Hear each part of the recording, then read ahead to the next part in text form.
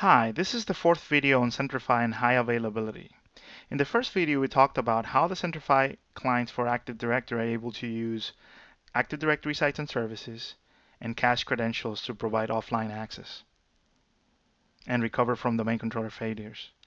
In the second video, we talked about the pre-validation GPO and how it allows you to pre-validate folks that had never logged into systems to be for the purposes of high availability in case the domain controllers are not available altogether.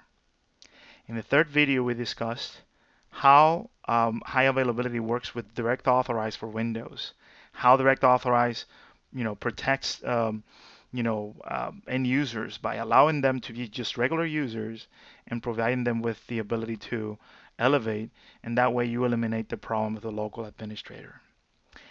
Now in this video, we're going to talk about disaster situations, and what I call disasters are two things.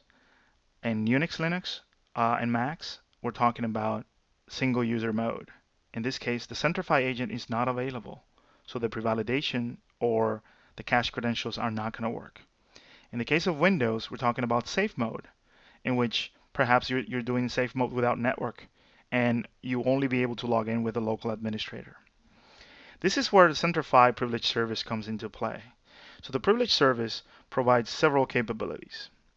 One of them is the ability to do secure remote access. What that means is that an end user can just go to their portal and within their apps and also within their within their servers, they can see that single pane of view of their universe. For example, in here, my user can see sessions to his Apache application or Salesforce application, but there's sessions for, if he wanted to get an assisted session as root to a system, he's going to be able to do it, but he does not need to know the root password, right? Same thing with, if he needs an administrator session, he can actually go ahead and get it from there.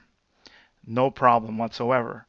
But what about if, in those scenarios, most of the time the computer is going to be disconnected from the network. So, perhaps, web-based, RDP access or SSH access are not going to be enough. So what I'm going to do here is I'm going to show you the ways a user can actually go to Centrify Privilege Service and request access to those accounts. He would actually go to Privilege Manager here, and in here I have the resources. So in here I have a couple of resources that I'm managing. I'm going to go here because I have more resources over here. Let's take a look here. All right. Oops.